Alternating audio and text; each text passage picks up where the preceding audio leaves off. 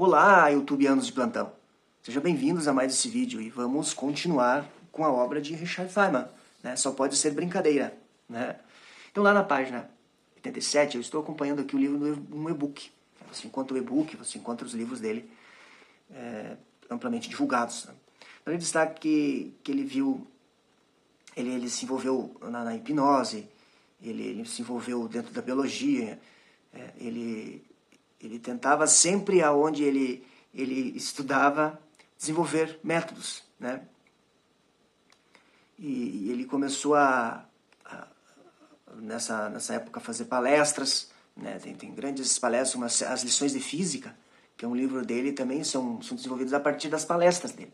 Ele fez palestras e, a partir das palestras dele, se desenvolveu os livros, né? Então, ele trazia bastante exemplos, ele configurava os próprios símbolos na cabeça dele para desenvolver, né? E ele pensava dessa forma, é a minha oportunidade de dar uma contribuição. Pensei e me apresentei para trabalhar como voluntário para o exército. Ele tentou o exército, também não deu certo, né? E aí, quando ele tinha se formado, ele tinha se formado, ele começou a trabalhar no projeto Manhattan, né? Tinha inventado o processo de separação de isótopos de urânio, né? Ele teria tentado melhorar esse efeito, né? Que é o urânio por fissão, né? A fissão gera as energias nucleares. Existe a fissão e a fusão. A fissão é quando você quebra o núcleo do átomo, né? Libera energia. E a fusão você junta núcleos, né? A fusão, o exemplo mais clássico, ele está lá no Sol. No Sol nós temos a fusão. É bem difícil de controlar a fusão, né? Por isso que o ser humano ainda não conseguiu controlar.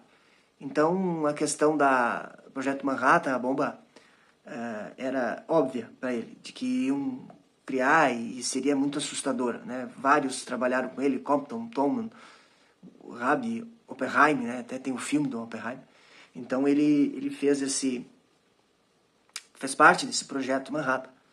E desenvolveu, estudava todos os dias, né? Se desenvolveu com muitas pessoas inteligentes, né? Com Teller, por exemplo. Ele também discutia muito com ele sobre sobre esses projetos que eles estavam desenvolvendo. Era algo inevitável, que queriam descobrir. Trabalhavam em grupos, né?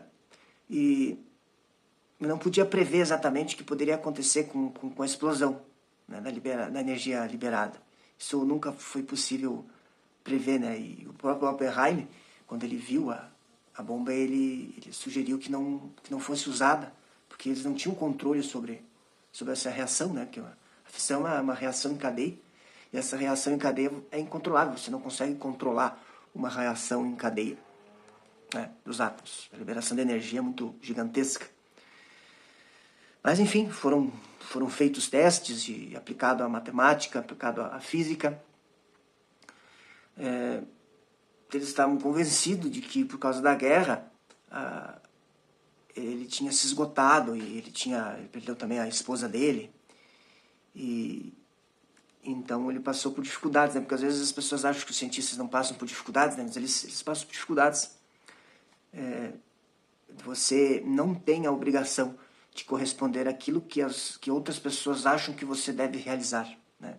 Então essa frase cabe muito bem a nós, né, de Richard Feynman, porque muitas vezes as pessoas querem ditar o ritmo das nossas vidas, e isso é muito inadequado, né? Cada um tem seu ritmo, e ele vem nos dizer isso aqui. A obrigação de ser como eles esperam que eu seja, o erro é deles, não meu. Então, a partir do momento que é o outro, né? O outro que deseja, é o outro que está errando, não é você, né? Ele dizia muito que embora não desse certo o que ele tentava, o importante era que era divertido. Então, ele buscava, se vê muito nessa obra, no livro dele, essa busca do conhecimento por divertimento, né? Essa descoberta, esse enigma, instigava ele, a investigação, esse espírito investigativo, que é né? Então, ganhou o prêmio Nobel, né? Ele ganhou o prêmio Nobel depois. Aí, muito investigar, descobriu que os alunos tinham memorizado tudo, mas não sabiam o que aquilo significava. Depois, quando ele foi professor, ele observou isso. Os alunos memorizavam, né? E só que eles não sabiam, né, o que significava aquilo, eles só memorizavam, né? O curso de física é bem assim, né? Quando eles eram aprovados nos exames e aprendiam toda aquela coisa sem saber nada além do que tinham decorado, né? Então, depois esquecia, né? Decorava e depois esquecia, né? Não sei porquê, mas sempre viajo, sou muito descuidado a respeito do endereço, telefone, dos dados da pessoa que me convidou. Então, quando alguém convidava ele para algum evento, ele não se preocupava muito em como a pessoa é, ele se preocupava mais com o conteúdo, né? Ele também não gostava muito da matemática, porque dizia que cientistas destroem a beleza da natureza quando dividem e transformam as equações em equações matemáticas, né? Então, tira todo o prazer da física, segundo Feynman, quando se tem um conhecimento físico e se transforma em matemática, né? Não é só a matemática que está por trás, né? Como cientista, você sempre pensa sobre o que está fazendo, por isso tende a desconfiar do artista, né? Então, a ciência não é nada acabado, não é um produto pronto, né? Está sempre em desenvolvimento. Embora, na verdade, eu tenha desenhado depois daquilo, nunca trabalhei com muito afinco, né, com a mesma energia, porque ele tentou também nas artes, né? Ele tentou, na verdade, muitas áreas do conhecimento, né, por diversão, ele gostava de se divertir, né, o Feynman.